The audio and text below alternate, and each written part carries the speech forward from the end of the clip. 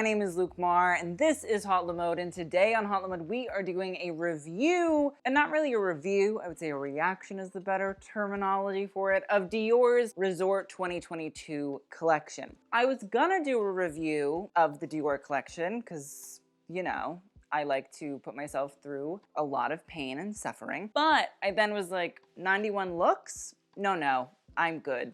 Thank you so much. So we are going to be doing a cute little reaction to this Dior collection because it's going to be a lot faster to do it that way, and also, again, a lot less pain and effort has to be put in, and I honestly feel like this Maria Grazia collection for Dior probably also had a lot more pain and a lot less effort put in than I would have done, so it's like we're reciprocals of each other. Without further ado, the background for the collection is the fact that it's based on, I believe, the Christian Dior Autumn Winter 1951 long line collection, which allegedly was one of Christian Dior's favorite collections that he ever did for a 10-year stint at his own brand. Essentially, it used different darts and shortening techniques to elongate the wearer and to make their legs and different body parts look longer. It was very natural. It was very beloved. There is a picture from the Paris Match magazine and or publication from, I believe, some point in 1951 where a bunch of Dior models are actually standing in front of the Acropolis, which is an ancient Grecian structure that is very much so beloved by the Greeks. In that regard, that is what Maria Grazia sort of was utilizing as a reference. She is very Mediterranean. She is an Italian by origin. It makes sense that the sort of Greco-Roman moment is something Maria Grazia is referencing, and it's also not cultural appropriation, so that helps. So now, without further ado, let's react to this collection. Okay, people, so I tried really hard to watch this Dior fashion show. That was really difficult. We got like 8 minutes in and I was like, there's so many faraway shots. There are so many different shots of the symphony performers that I'm like, does everybody at Dior know the clothes are bad and that's why we don't want to film them as much as we should? It's just like very frustrating to me. And listen, I understand with the whole fashion show, you want showmanship, you want excitement, you want yada, yada, yada, yada, yada. I'm here for the clothes. I care about the clothes. I care about the bags. I care about the shoes. I care about the looks. I don't really care about the models that much. I don't really care about the symphony. I don't care about the music. It's good music, it helps, but I care about the clothes. So instead of doing a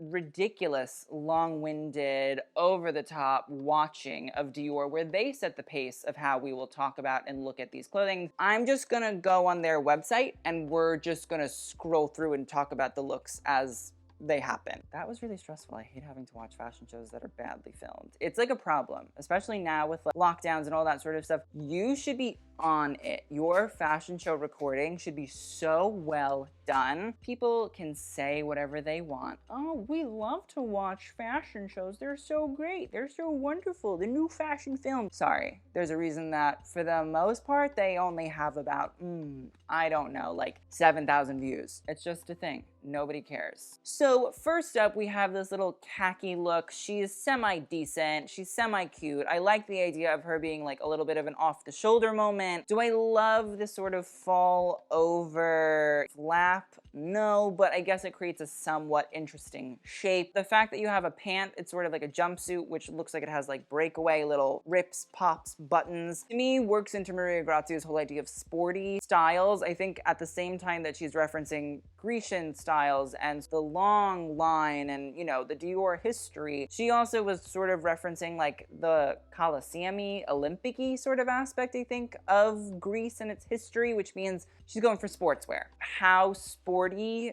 nylon fabric with breakaway pants is, at least to the Greeks of 2,000 years ago, I don't know. But that's what she's trying to do. Would I say it worked? I don't think so. Overall, it's just frumpy, and the shoes are not cute. Okay, next up we have a quilted jacket. Sort of reminds me of the Cannage bag, which is a quilted bag by Dior. It's one of like their famed bags. Princess Diana wore it a lot. You have a sort of black harness, button-down shirt, quilted shorts that match, oversized sort of styles. You have a gym bag of some sort and a high boot. Not really that interesting, not really that exciting. I could see people buying the jacket and the shorts though. Everything else, confusion. Okay, next up we have another quilted style. Again, I think it's in the Cannage sort of moment. I actually do like the skirt. It's kind of cute. I like the fact that it's a little bit of a mini skirt. Definitely has like a 1960s-y sort of feel to it. Maria Grazia likes a vest all of a sudden. She might have also liked vests for a while, but like I haven't been invested in any recent Dior collections, and I do try to like wipe my mind of all of them after I upload a video about them. I will say that the assault vest style is kind of cute. I'm not really mad about it. I like it with the sort of button down. I think that's kind of fun. I feel like it's definitely wearable. I feel like it's not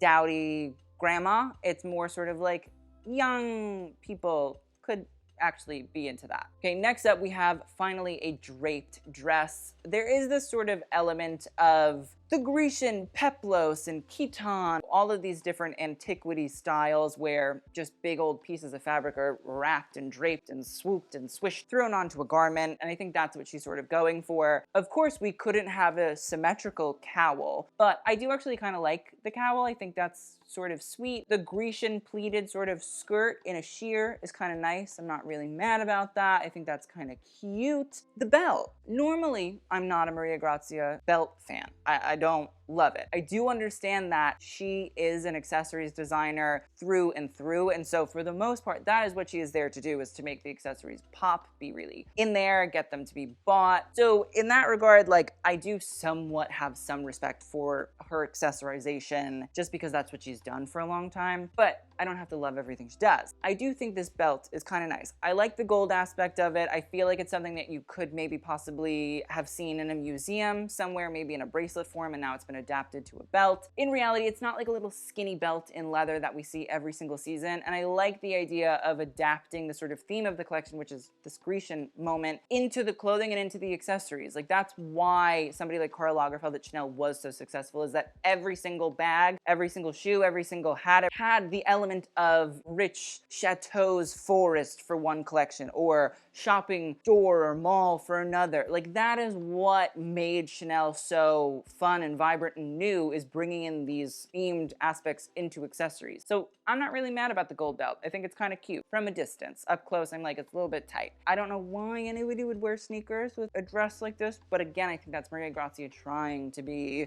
sporty and chic and the Olympics. So we're getting this asymmetrical moment. I'm not obsessed with it. I understand that, like, the crinkling of this fabric is meant to be like draping. I don't think that works. It just looks fucking wrinkly, and that's not really what we want. The asymmetrical waist seam is giving me literal hives. This, I don't really mind that much. I like the fact that there is the shoulder bared. I like the fact that you actually can see a sort of symmetry to it. I think the fact that you have a little zip pocket in the front for utility is also really smart. I think plays into Maria Grazia's idea of making sure that women are not just objects and pretty little dolls that you put on a shelf. It's actually like wearable. Yes, it's a little bit fashion forward, but it does have elements of utility to it. I also like the fact that you can see that seam that has the sort of drawstring in it, and that creates a waist. I think that's a smart way to reference Christian Dior and the new look. I think that's the way that you actually make me think you're a good designer, is bringing in elements that are not tacky and gauche and over the top and so obviously shitty that they feel awkward and weird, but instead you utilize the fabrics, the textiles, the elements of clothing that will allow you to reciprocate the idea of the new look, the shape of the new look, etc., in a sportswear nylon context, and I think this is done seamlessly. This is what I like to see. Okay, an off-the-shoulder sort of Grecian dress. The drape is a little bit asymmetrical here, but I'm not really upset about that. I think it's kind of cute. The sheerness, I'm not mad about it. I don't really know if the Maria Grazia fans will absolutely love it. Next up, we have this little halter style. It is in a nylon, which a lot of this collection is in. I don't know if this is like a Miuccia Prada reference, the nylon queen. I don't know if that's what she's trying to go for. Maybe it's like a sustainability thing, a recycling thing. Again, I'm not sure, but I can see that this asymmetrical drape does showcase a little zipper underneath. And again, I think that's smart. I like the fact that maybe this dress does not have pockets per se, or if it's a top, maybe it doesn't have pockets here at the waist where it's sort of like, you know, you put your hands in your pockets, bing, bing, but there is something to be zipped open and held. Maybe it will look awkward and that's why you want to put that drape over over it. I could see that. The assault vests are here. They're happening. This one looks like it's in some sort of Sherpa and then has the Christian Dior little ribbon or banner in the middle of it. I think Maria Grazia definitely brought that Christian Dior onto things like her book tote or to her reissuing of the saddlebag. And I think it's smart. I think it works. I think it's not just your run-of-the-mill like Dior monogram. I think it's not just your run-of-the-mill blah blah ugly boring Dior thing. I don't love it, but I also don't hate it. The button down underneath blah, and then also the pleated pants, like there's very rarely a time where a pleated pant looks great. Doesn't always work in that regard. I do like the fact that she's taking this sort of like accordion pleat and this like Grecian pleating style and bringing it into her more utilitarian fashions, but at the same time, like, doesn't mean that it's gonna look good. Okay, another sort of jumpsuit, this time with an asymmetrical fold over flap. It's just ugly, and that's that on that. Thank you so much. Another assault vest with a little mini skirt in the navy blue, the Cannage quilting. The button-down shirt, again, that's sort of like her go-to. They must sell a lot of button-down shirts over there. The little bag, it looks like something you'd carry your nice iced champagne in. We have more Sherpa. Listen, I understand like trying to diversify fabrics and textiles and all that sort of stuff. Sherpa, is it for a bit more of like colder weather? Yes, I don't really know a lot of people that go skiing during the summer, but the little pleated skirt though, I kind of like. I'm not mad about it. I get it. The harnesses, I'm not really understanding. I'm not really getting where they're coming from. I'm not really sure why they're there. I don't really think that's like a Maria Grazia thing. Okay, we have another halter style. Again, asymmetrical in the black, looks a little bit nylon, or maybe that's a top. Maybe that is a top and it just has a skirt or a short underneath it. Definitely veering on the side of Prada 90s minimal sort of styles, but at the same time, again, I get it. I understand where it's coming from. I like the utilitarian aspect of it. I'm not really mad about it. Again, this cowl neck, symmetrical. It's actually very nice. It's very sweet. It's very lovely. I'm not mad about the belt. I'm not. I like the fact that the belt actually separates the vertical sort of pleating with the horizontal draping in that regard. And normally I'm not into that, but something about it just works. The fact that it's all in the same fabric, just manipulating the fabrics in different ways is kind of fun. I don't hate it. I can actually see people buying the dress if it was more opaque. I'm sure the merchandisers of Dior are gonna be like, oh my God, it has to be in a much less see-through fabric, and we'll buy it. Next up, you have a sort of definitely more natural take on Maria Grazia's love of the new look. It's a sort of tailored jacket. It has embroidery that actually looks kind of sweet on it. I'm not really mad about that. And a little accordion pleated skirt with sneakers of some sort. I understand it. It's her sort of making it accessible. I like the jacket. I think it works. I like the pleated skirt. I think it works. Okay, next up we have a little sort of corsety harness vest thing. I don't really hate it. I get it. I think it's playing into like the corset trend that is definitely resurfacing. The baggy sort of shorts, don't love, and the button down I get for the context, but the vest is okay, but it needs to be fitted a bit better because it looks a little bit frumpy. Now we have another harness experience here. It's full of prints of some sort. It looks like some sort of Grecian inspired motif. You know, the harnesses again, like I just don't think Maria Grazia is like a big harness gal. This jacket, obsessed. I think it's beautifully tailored. I think it's stunning. I'm not obsessed with the belt, but again, I do think that plays into Maria Grazia's whole thing of being an accessories designer. The jacket, I think, is actually really, really sweet. I think without the belt, it would be very, very nice. I would probably wear it. And that's the other thing. It is very wearable. It is meant to be very digestible. I get it. I understand it. I'm at a place where I've come to peace with it. It's just because it has to be accessible and digestible doesn't mean that it has to be boring. Okay, we're getting some sort of like body jewelry moment going on there, butterflies, etc., etc. It's giving me anxiety. The front pleat shorts are giving me anxiety. Again, you have this sort of black and white motif. I can't really see what it is. I don't really care. It's not, I don't think it's a great print. Okay, a little fur vest or feather vest or some sort of vest. I'm not sure if Dior actually does fur anymore, so this could be faux. I'm not 100% sure. Now, while it might not be real, it's also not interesting.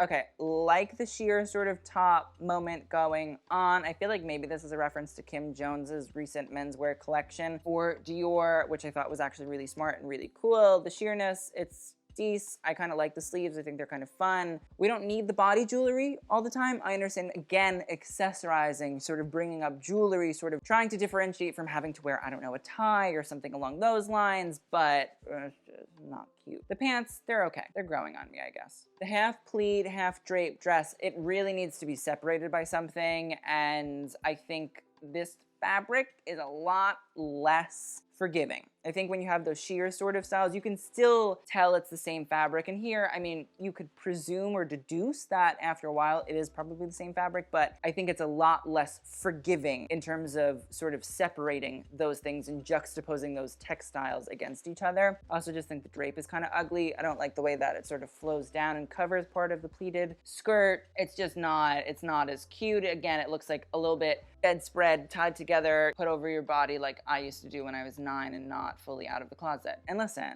great that that happened in my life, but it doesn't mean that it was an attractive thing that I would put down the runway. Asymmetrical pleated skirt with like a bad asymmetrical little silky, you know, very flowy blouse with the weird ugly strap. It's just no. Okay, trench coat, lining, Dior monogram, got it. That's gonna sell to somebody, I bet. Doesn't make it interesting. Okay, love the long sleeve version of this button up with the sheer sleeves. I think that's cute. I love this little triangular skirt. I think she's very sweet. I think she's very lovely. Again, I understand this, could see the selling, very much so, not mad about that. Okay, simple sort of suit moment going on. Again, accessible, commercial, that is what LVMH and Dior want. They want clothes that sell. Would I say that that is truly the Dior ethos? I don't know. So some sort of like Greco-Roman rave going on in this t-shirt. Doesn't really look like a fun rave. Athens Cruise 2022. The gold here in this leather,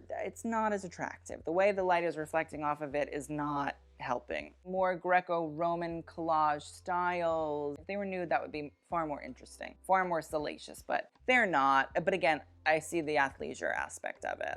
I get what they're trying to do. It looks like there's a short and a shirt and a vest and a legging. It's too sporty. I understand what the drape is coming from. I think it's probably a reference to the long line collection. There was a lot of asymmetrical draping on the upper echelons of the body. I literally have books here. We'll insert the pictures so you know. I just think Maria Grazia is not good at remaking those things. These are hideous. And they're even more hideous when you have the fact that they're paired with sneakers. No, we're not doing that. Sportswear, she wants to be Kim Jones, we got it. Next, I don't really hate the idea of a halter that's semi-draped with, you know, the little bit of the off-the-shoulder strap. I think that's kind of cute. Definitely going for a cinched waist in there. I can't do it. I really can't break these down because I will break down. Okay, bathrobes, I'm good. Although those probably will sell, I have to say. Those probably will make a decent chunk of change. The asymmetrical shirt is hideous with the corset that matches the pants.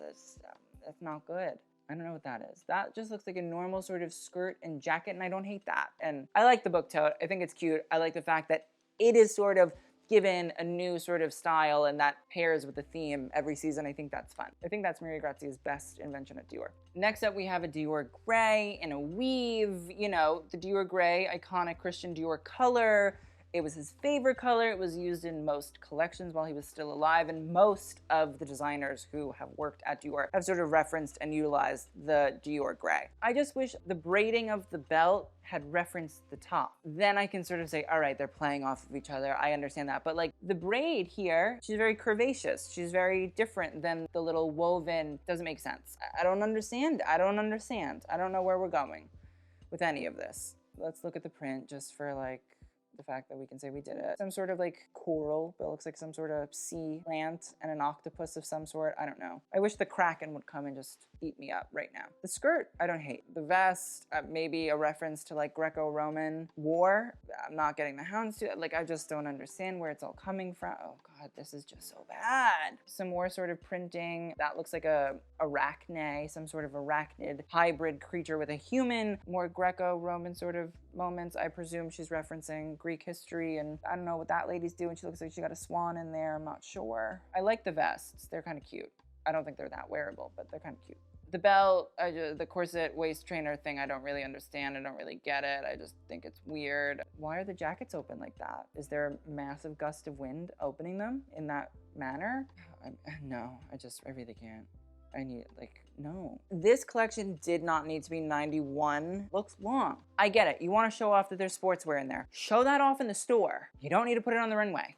especially when it's not good. Okay, again, draping, got it, cool, with a Grecian pleat, got it. Yeah. More hooded stuff with some sort of motif on it, meh. Why? What is that? Ugly fringe, asymmetrical gold. It's hideous. Okay, I can't do the houndstooth. I understand houndstooth, very Christian Dior. I got it, I understand it. I'm mad about the asymmetry of this. I'm mad about the way that the belt sort of separates the two in such a clumsy manner. Okay, that I don't even know how to handle that. The houndstooth again. I like the fact that the houndstooth comes down the accordion skirt. I think that's cute. I think that's interesting. I think that's fun. The asymmetrical weird wrap top is just so strange. So nobody's wearing a turtleneck underneath a gown with a hood. It's just not, it doesn't make sense. And this is where I find that Maria Grazia's stuff is a little bit hypocritical. It's, let's try to do something weird and wacky and avant-garde, but at the same time, we want to be accessible and understandable, blah, blah, blah. It's like, listen, you got to stick to one, because the weird, wacky, avant-garde shit is ghastly. And so I just rather you not do it. We all know that you are essentially a luxury version of the Gap, and that's fine. I don't mind that to an extent if every single thing that you make is stunning, wonderful, gorgeous in a sense of creation, in a sense of construction, in a sense of fit, tailoring, you know, that would be major. That would be great. I wouldn't mind that. I'd understand what we were trying to do here, but trying to do weird, kooky, crazy, oh my God, I'm so strange, I'm so different. It doesn't work because you're not good at any of those things. You're not good at being strange or weird or different. This dress I don't really hate that much. I think it's just the print. Is this Petsa? If you haven't seen the images of like Nicki Minaj or like Gigi Hadid wearing the Greek designer Petsa, well, you might not have ever seen these dresses. But Petsa, I believe, is a graduate of Central St. Martin's. She creates her own sort of style. She's very cool. And now John Gagliano, who was a former creative director of Christian Dior, essentially referenced this old-timey moment in fashion history where women would wear white sort of cotton or muslin dresses and then would douse themselves in water because they wanted to look, I think maybe like some sort of ancient Greek or Roman statues or something in that moment. And it was a way for them to emulate this sort of clinging to the body sort of look and style. Now, John Galliano referenced it probably in the late 1980s or early 1990s for his own line, but Petsa actually, in my opinion, perfected that technique. This is a really bad version of that. Petsa actually like figured out a way to make those dresses look so realistic that you would think that water had actually been thrown on them, but there's no water thrown on them. That is a feat of technique. That is a feat of honing your craft. That is a feat of being a good designer. This looks like wet toilet paper that somebody found on the floor of a men's public restroom, scooped it up, maybe it was Maria Grazia herself, and just said, stick it on a dress. And that's what this looks like, because it's poorly done. It's done in one season. It's treated as a trend or a little style for just one season. And that's the problem, is that you now, by doing this shitty knockoff, because I'm pretty positive Petsa was not contacted nor collaborated on this collection, you take what she has worked so hard to perfect and make a staple of her brand, and now you make it look shitty and boring and tacky and gross. And you know what? You know who might try to knock it off? Shein, Zara, Forever 21, whoever. And they're not even knocking off somebody who did it really good. They're knocking off a shittily done thing. It's gonna turn into a trend, then it's gonna die, and then it's just gonna be like, why did Petsa perfect it in the first place? You know what I mean? Like, this is what happens when you do rush jobs. This is rush job. That is also a rush job. It just looks blah. It looks like there's burnt holes through it, or they just cut out sections of the slip dress underneath to showcase that. And that's not what Petsa did. Wet toilet paper, again, wet toilet paper. It's not giving the Petsa moment that Maria Grazia evidently wanted to give. Trash. Taking from a young designer who we all know, not calling them up to collaborate, and then doing it poorly. Like, you're doing their work poorly. Just bring them on as a consultant for the season. You've done that before. You did it with Grace Wales Bonner. I'm confused. Finally, the collection ends with a take on the swan dress. In reality, Maria Grazia noted that this was actually based on a Marlene Dietrich costume, so there's that, but also many of you probably know it from the iconic Björk style by, I believe, Marion Pajowski, I believe is the designer's name who originally made that dress. So in that regard, like, I don't know. Is this her Swan Song? Is that what this is referencing? Is this maybe Maria Grazia's last collection? Some would hope. Some would wish, some would want. And if this was her last collection, it was consistently bad. I want to thank you guys so much for watching. I hope you guys enjoyed. I will see you guys on the next video and the next review, and TTYL.